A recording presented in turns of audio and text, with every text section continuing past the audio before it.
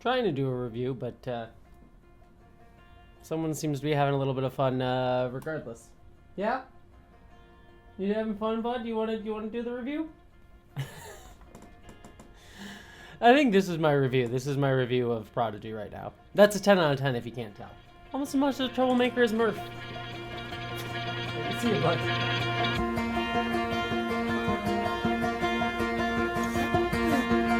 Hello, interwebs. I hope you're all doing well, and welcome to my review of the first 5 episodes of Star Trek Prodigy Season 2. I am so excited, not only just to be reviewing Star Trek Prodigy Season 2, but the very fact that it is out at freaking all, because this is something that definitely only happened because of the Trekkies, because of us, because of the fans. For those of you who are maybe just popping into this because, you're curious about Star Trek Prodigy, have no idea about the history, Star Trek Prodigy had a Season 1, was released on, I believe, Nickelodeon, and online as well. But it was canceled after Season 1 by Paramount, I believe, due to whatever corporate shenanigans are going on at Paramount. I mean, just look at the news around Paramount right now, you know that no one the hell knows what they're doing over there for numerous different reasons. But it was really frustrating because, Star Trek Prodigy is a great show and deserves to not be canceled just on its face, but also because Star Trek Prodigy was just this really wonderful entry point to the Star Trek franchise, and as much as I love Star Trek, it is definitely a series that has gotten older. Its fan base has grown older over time, and there's been less and less entry points for younger fans. And certainly, as someone who got into Star Trek when I was very young in the early 2000s, late 90s, I definitely know there's a lot to love as a young kid into it, but it's a lot harder in the modern era for that to happen, and Prodigy provided such a great place for that. And it seemed really dumb if you're gonna try and use Star Trek as like your big franchise to get people into, Paramount Plus or whatever, you're trying to hawk as Paramount. To get rid of it just seems like not a very long-term view of your franchise's health. But then again, when we talk about capitalism, we're not really thinking about long-term views now, are we? That's a different discussion. Let's talk about our socialist utopia. It got canceled, and fans pushed really, really hard for it to be able to get renewed. There was actually a banner that was flown over Los Angeles above the Netflix headquarters, and the Hageman brothers, who are the creators of Star Trek Prodigy, probably used their connections at Netflix, given that they did the Troll Hunter series over there and all those affiliated wonderful spin-off shows with that, to be able to bring Star Trek Prodigy to Netflix, which is very exciting, and hopefully we all as fans can watch the show on Netflix, show how much we love it, and prove to Netflix and the powers that be that make these decisions that we want a Season 3, because as I'm going to be talking about in just a minute, Season 2 is not only just as excellent so far as Season 1, but in my opinion, having only watched the first 5 episodes so far, I think it's frankly better in a lot of aspects that we'll talk about. Now, before I get to the actual review, I am going to stay mostly spoiler-free for this one, and the plan is, considering that all the episodes were released all at once of Season 2, I am going to review all of them, but I'm going to be reviewing them in 5-episode chunks because given I have a lot to do at the moment, I'm actually working on a pitch deck for my series Identities. If you don't know, I released a movie Identities over on Nebula that was really just a pilot episode for a show. So I'm working on a pitch deck for that and all of the other stuff around that, and then I also got to keep my YouTube channel going as well, so I'm just super busy, so I don't have time, unfortunately, to review each and every single episode of Prodigy as much as I would love to, and also the algorithm probably wouldn't really love that, unfortunately, but I do want to cover it, so I am going to cover it in 5-episode chunks, and I'm going to stay spoiler-free for this one, but when I do the next 5-episode chunks over the next week or two, I will be going full spoilers for those, but this is going to be a good entry point for anyone who, has not seen the season yet, wants to know if it's good or not, and then I'll get into spoilers a little bit more in the back half of this one, but next reviews will be full on just discussing everything that is happening within them. And also, just to say it, I have only watched 5 episodes so far, so my opinions as of right now are only on the first 5 episodes. I'm not giving future spoilers. I don't know anything that's coming ahead other than some of the Netflix descriptions gave me a little spoilers on accident. Netflix, get better about that. But beyond that, I'm not going to be discussing anything beyond episode 5 because I don't know. So I'm only going to be discussing these 5 episodes.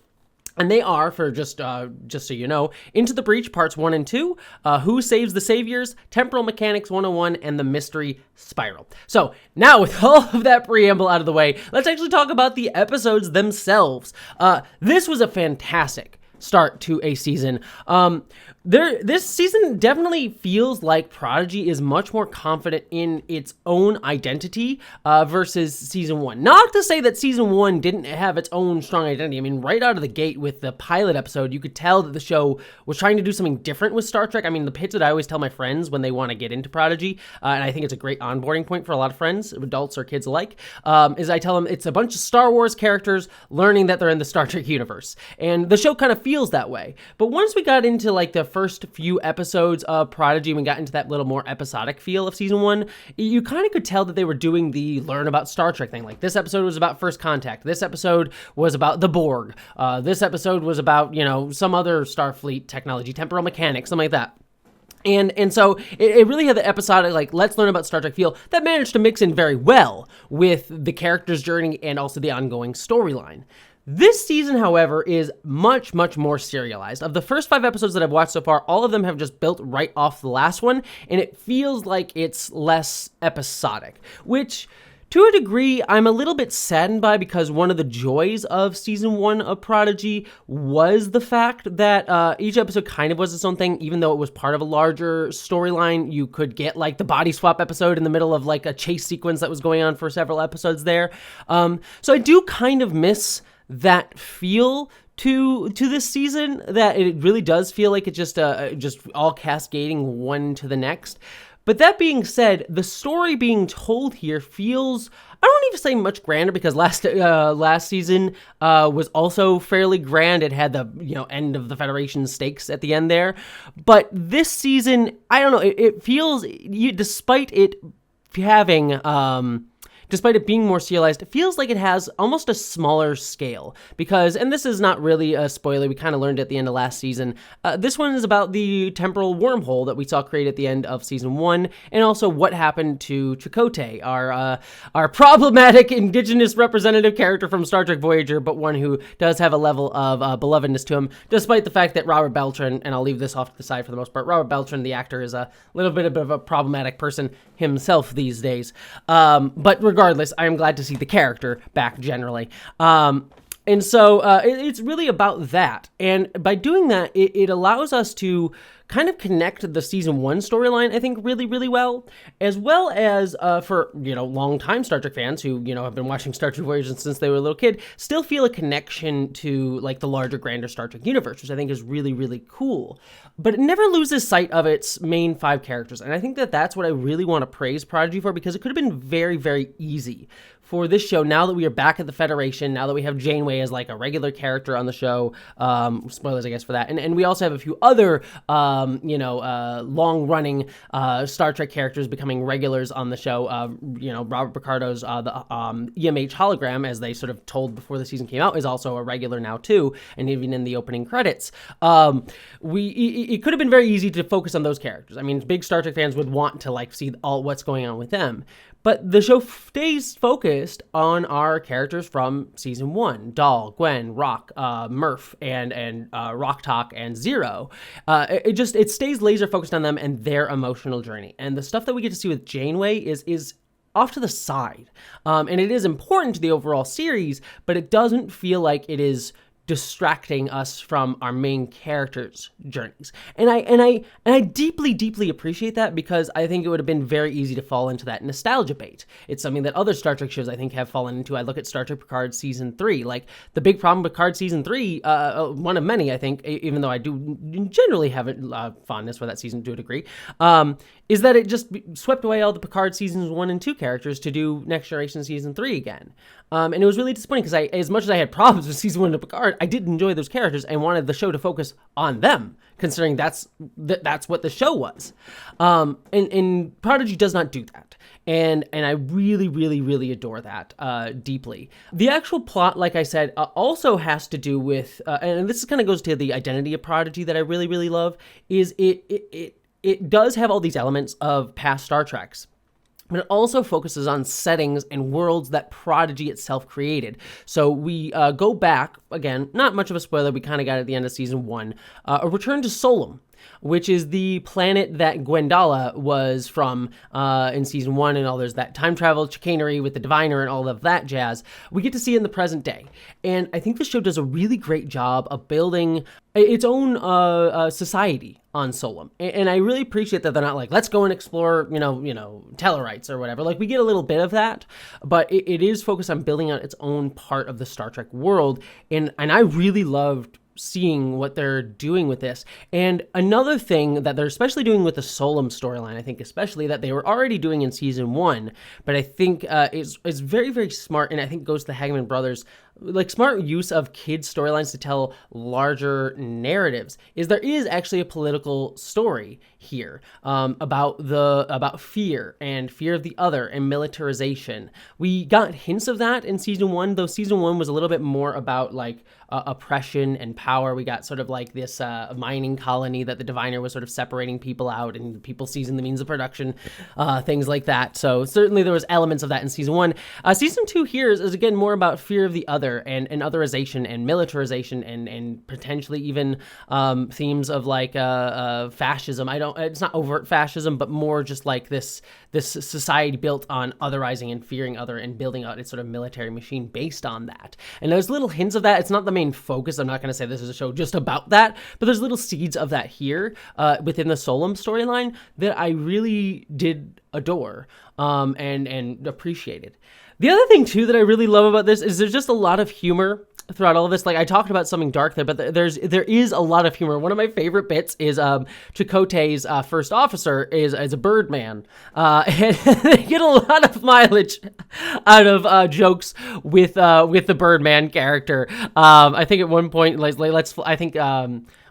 may be misremembering because all the episodes kind of jumbled together for me, but I think Jankum says, let's fly the coop, and then apologizes to the Birdman at some point after they escape a detention cell. So I just, the humor is really, really good here too. The characterization also feels fantastic. Every character, even though only these first 5 episodes, has gotten something to do in a little arc for them. I think Dahl is the one that I think benefits the most. I've been rewatching season 1 with my partner, my fiance. I can say that now. That feels kind of good. I've been watching season 1 with my fiance, and as much as I love season 1, the early parts of season 1 are a little bit rough still for me, and I think my criticism that I had when I reviewed season 1 of Prodigy still holds up in that Dahl is a little bit insufferable. I get his arc in the season is to kind of learn to trust others and care for others and become less of a Han Solo-esque type of character, and caring only for himself, but he is very insufferable and hard to watch during this first episodes for me. That's a me thing. This season, and by the end of the season, we got much better, and I think this season continues that, where we get a character who wants to go out and do all the cool things and skip over the learning part and being a kid and educating yourself sections of this. But he needs to humble himself and do those things. And that, again, that's a similar arc to season 1, but he's done much better here. I think there's a scene, I'll start getting to spoilers here. There's a scene in episode 1 where, he's get those frustrations. He's seeing all these other comrades getting to go and do other parts of the ship and that they're on, which we'll talk about in a second, including Cetacean Ops. Cetacean Ops, people keep stealing from Star Trek Lower Decks. Their Lower Decks did it first. But yeah, Cetacean Ops is really cool to see here. I love it, and I love the depiction of Cetacean Ops in a much more realistic fashion than Lower Decks, more cartoony kind of version, even though this is also cartoon. Anyways, he calls Gwen. And there's this really good heart-to-heart and kindness between these two characters that I really did like, that shows Dahl still has his anxieties, still has a lot of learning to do, but he's not unaware of them, and he is working on them and is conscious of them. And I think that shows a lot of growth for his character from someone who did not want to bother looking at internally. He was always someone rejecting any sort of internal investigation because he didn't know himself, he didn't know his family, didn't know his heritage, didn't know his lineage. And so I thought that was, I think this is a good evolution for him. All the other characters get something too. I love Rock Talk sort of wanting to sit down and do the rules, follow the path before her, and not wanting to be a little bit more of a rebel against like some of the other characters are. Murph is also really adorable here, getting to actually feel more like a character and less like a mascot. Season 1 Murph really did feel like just a mascot who was there to be adorable every once in a while. Here, Murph actually starts to feel like a real character, getting to be a security officer and being part of some of the story. I think in episode 5, where they're starting to figure out the mystery and Murph is trying to communicate with them and trying to help them like figure out like the spiral patterns and things like that. I was like, oh, I actually see Murph being scared at one point when they were going to go into the water. I thought all of in Cetacean Ops, I thought all of that was just a really strong way to give Murph a little bit more characterization than he got before. Zero also has some fun characterization with some queer feels going on here, because we have a new character introduced, this Vulcan Nova Squadron cadet named, I wrote her name down, Magel. And again, only 5 episodes in, but it does seem that Zero has some feelings for Magel, and there's also an arc for Zero, about being corporeal and wanting to be corporeal and wanting to touch, and seeing like other cadets getting to hold hands and being in love, or at least flirting as young kids do, and wanting that, and having a really nice conversation with the EMH doctor, which I did appreciate, that it wasn't just he's here for Kimmy. He actually has emotional guidance and relations to himself as a character to give here to Zero about like also being non-corporeal. And I'm curious to see where that arc's going to go over the next few episodes, because I worry to a degree that the storyline may ultimately go in the line of like, oh, we'll find ways to make them corporeal or make them fit into our world, or like wanting what corporeal beings have instead of loving what Zero themselves is. And I trust the Prodigy writers enough not to go that route, but I do hope that is the case, that the storyline with Zero is about not only accepting who Zero is, but also celebrating and finding delight in who Zero is, that is different from corporeal life, rather than longing for what corporeal life has. And I think as a non-binary person who relates to that journey of Zero, I think I really appreciate that. You know, it's about loving who you are and what you bring to the table, and what's different about you, rather than, you know, this longing for others have. And you know, there's a sadness in that, but also a joy in that. And I think the show has started to explore that in an interesting way, and I hope it brings it to fruition. Trying to think of other characters. Gwen. Okay, so let's talk about Gwen, and let's get a little more into the plot here. Gwen starts off the season on Solum, going there and getting to see didn't see this world, and I'm blanking on her name, the antagonist character to Gwen, the female Val Nakot. I forget her name. She was one of the main antagonists of season 1. Name starts with an A. I blank on her. I will say she is somewhat of a weak point for me. She is very much like one note, like, aha, I am evil. And I hope there's a bit more given to her as we explore this season. That being said, I did really like seeing her talk about, like, again, militarization of this planet and fearing the other. We have a conversation where Gwen sort of faces off against her when they have this sort of like ritual fight against each other that I thought was a lot of fun, and her sort of talking about like, you can't have people fear others, we need to teach them a better way. Again, a very Star Trekian message of like, don't fall to fear of the other, be willing to embrace difference and otherness, and connecting yourself to a larger diverse whole. I think that is a really good message, so I love that. I also really love, due to the time travel stuff, that the Diviner here is good, and we get to see a younger version of him who is excited by the stars and is an astronomer, and so there's this sort of worry of like, will he fall down that same path as the future version of him? Will he become evil, or will his love for Gwendala hold out, and will he be focused more on caring for her? I thought that was a good twist on his character. Great way to bring back John Noble. I mean, if you have a John Noble, you got to use the John Noble. So thought all of that was really, really solid. So yeah, the other aspect of this season, so we have the USS Voyager A, I believe it is. Very cool. Love the Voyager A. Looks amazing. I also love the crew that we're getting back from season 1 of the show. All of that was wonderful. And I love that they're focusing on, again, something small about just saving Chakotay. Yes, there may end up being universe-ending stakes with the timeline stuff, but it is just focused on saving Chakotay. And I think those stakes make the show feel much more relatable. Again, my big problem with a lot of modern Star Trek shows, they end up being like universe-ending stakes by the end of the season. Star Trek Picard and Discovery being sort of the biggest first victims of this. So I think having it focused on Chakotay mainly works really well. And I love that the show is playing with temporal mechanics. Time travel has always been a staple of Star Trek for a long time, all the way back to I think one of the first episodes. I think The Naked Time had a weird time travel element to it. Was it The Naked Time? One of the early episodes where they travel back in time 10 minutes and it means nothing for the episode. So it's one of the weird ones.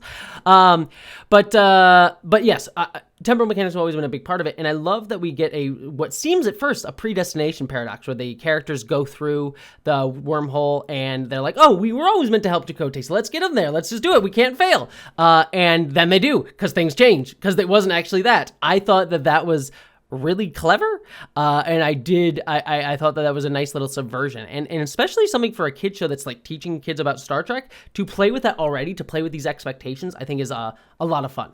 I think it's a good choice to sort of do something like that. I also, like I said, I mentioned her briefly, Majel. She hasn't gotten a ton to do yet, but I do really like her character so far. I think she's kind of a fun antagonistic force to our main characters who still works with them, and I'm sure will become part of the group as the season goes on. So do enjoy her and her relationship with Zero as we've gotten so far, and her embarrassment about being with the Misfits. However, this does lead me to a major... Not even a major negative, it's kind of a small negative, honestly, is there's just a couple convenience plot lines that go on here. For example, the kids getting sent into the future on the sort of shuttle, the time travel shuttle that they have there, was a little bit forced to me. Dahl comes out and mentions oh, we're on a secret mission from Janeway, and Majel sort of overhears and then sort of goes down and then sort of sets off a fight on the ship, and that sort of sends them in the future. Felt a little bit forced, and it felt a little bit oh, we need some reason to get them in the future accidentally and set off the events of the season.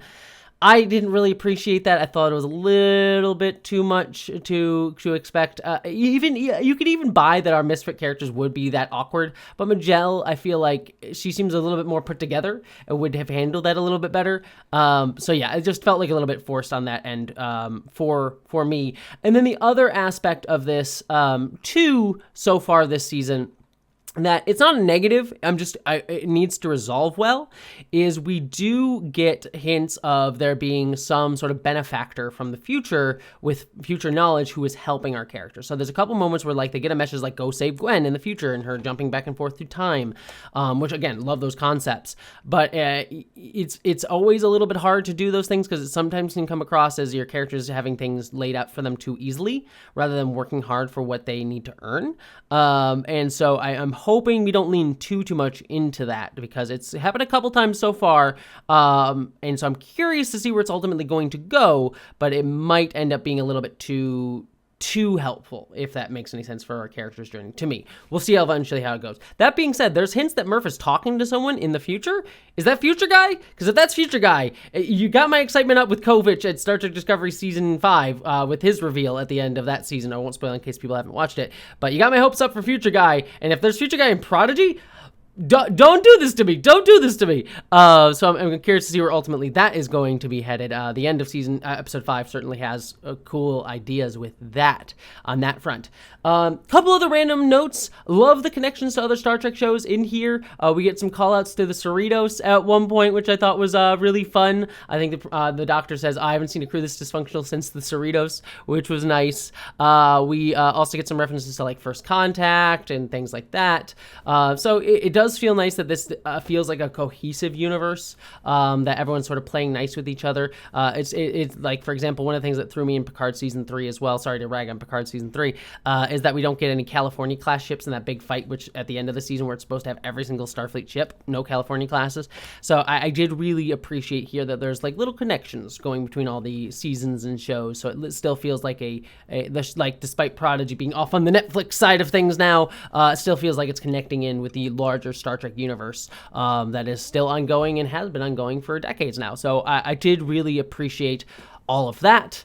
Trying to think, I think that is pretty much everything that I have at the moment. Oh, I almost forgot the biggest thing for me. This was an absolute joy. Can't believe I almost forgot it. Dr. Aaron, in episode, I believe 4, there's a moment where where Dahl has to learn temple mechanics, and he watches a video, and it is Dr. Aaron's Science Corner, which, if you don't know, for all of you out there, Dr. Aaron is the Star Trek science advisor for the Star Trek franchise. She's an astrophysicist. She is also, she's a real person, and she's also a close friend of mine. She was actually the producer for my own movie Identity. Again, check it out on Nebula. We're hoping to get it to be a TV show, so please support if you can.